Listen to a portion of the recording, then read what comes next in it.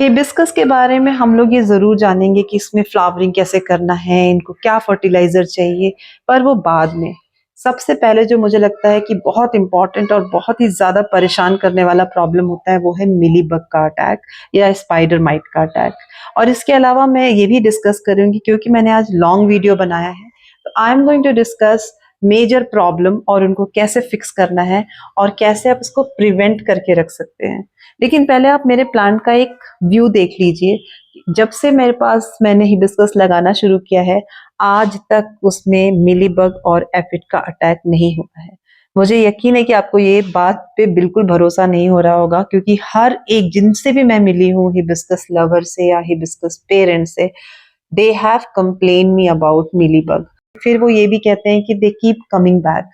तो आज मैं बताऊंगी उसका रूट कॉज क्या होता है और आप कैसे उसको हमेशा के लिए अपने प्लांट से दूर रख सकते हैं। So let's begin the video.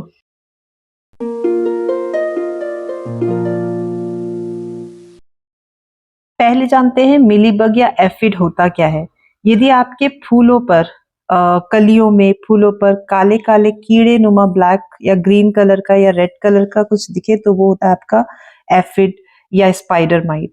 वहीं पर यदि टहनियों में यदि आपको दिखे चिपचिपा सफेद सफेद पदार्थ पत्तियों के पीछे, तो वो होता है मिलीबग। मैं यूजुअली अपने प्लांट को रात में चेक करती हूँ, क्योंकि रात में मुझे एक मेहमान भी मिल जाता है। ये रहा वो मेहमान। ये है तो बहुत ही इनोसेंट सा, लेकिन ये पूरे प्लांट को चट कर जाएगा एक ही 2-3 रात में। So I never entertain them in my garden. लेकिन आप हिबिस्कस को देखिए, कम से कम मेरे हिबिस्कस में एफिड या मिलीबग बिल्कुल भी नहीं मिलेंगे। अब मैं बताती हूँ कि मैं करती क्या हूँ। आपको ये जानना है कि मिलीबग अटैक क्यों करता है।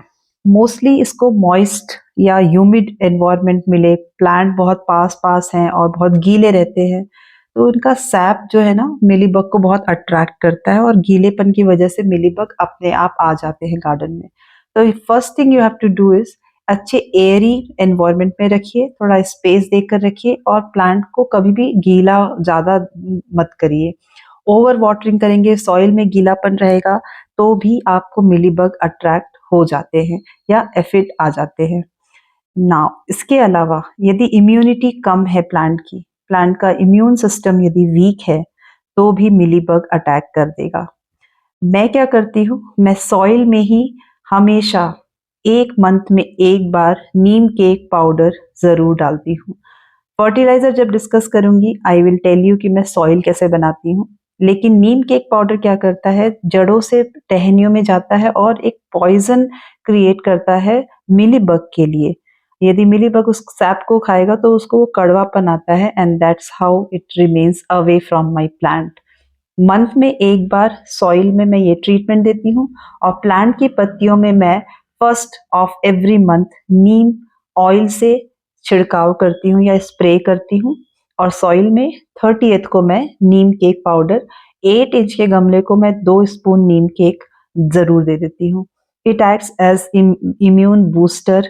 साथ में ये अ, हमेशा हेल्दी रहेंगे। अब बात कर लेते हैं कि मिलीबग यदि अटैक कर ही दिया है तो how to get rid of them. यदि अफेक्टेड एरिया बहुत ही छोटा सा है तो आप उसको वाइप कर दीजिए किसी भी सैनिटाइजर से, अल्कोहल से, उसको कॉटन से वाइप कर दीजिए। और लेकिन यदि वहीं पर अटैक बहुत ज़्यादा पोर्शन में है, आपका 30-40% प्लांट खराब हो चुका है, तो अफेक्टेड एरिया को जेट वॉश दे दीजिए आपके स्प्रेयर का सबसे हाईएस्ट स्पीड में सेट करके। और उसके बाद आपको नीम ऑयल को स्प्रे करना है कम से कम 3 बार in the gap of 10 days और 7 डेज। आप यदि बहुत ज़्यादा ही खराब हुआ है तो आप 4 या 5 बार भी स्प्रे कर सकते हैं। और उसके बाद वापस आप वो सेट कर दीजिए जैसे कि मैं करती हूँ, हर महीने नीम केक पाउडर ज़रूर दीजिए और स्प्रे ज़रूर करिए। और हाँ, मैं एक और सीक्रेट बताती हूँ। जब मैं सॉइल तैयार करती हूँ ना, तो मैं उसमें 1 चम्मच एप्सम सॉल्ट और 1 स्पून मैं बोन मील ज़रूर डालती हूँ।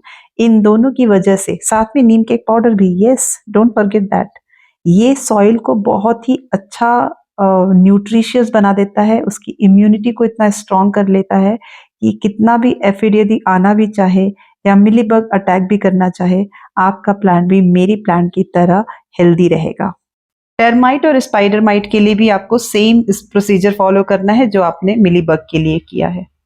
इन सैप लवर की वजह से जो कीड़े मैंने डिस्कस किए हैं, पत्तियां कर्ल भी हो जाती हैं, तो आप हमेशा पत्तियों पर नजर बनाए रखें। लेकिन कभी कभी मौसम यदि बहुत ठंडा हो जाए तब भी लीफ कर्ल हो जाते हैं। आप उनको कट करके अलग कर दीजिए, मौसम जैसे ही ठीक होगा आपकी पत्तियां भी ठीक हो जाएंगी। हिबिस्कस को लेकर के और भी प्रॉब्लम्स होती हैं, जैसे कि पत्तियां क्लोरोसिस हो जाती है ना, पीली पड़ जाती हैं, कलियां गिर जाती हैं, ओवर वाटरिंग, अंडर वाटरिंग। इन सब चीज को जानना है तो मुझे फॉलो कर लीजिए, सब्सक्राइब करिए और अगले सीरीज में हम लोग मिलते हैं दूसरे प्रॉब्लम्स को डिस्कस करने के लिए और उनके रेजोल्यूशन के लिए। तब तक के लिए हैप्पी गार्डनिंग, बाय बाय।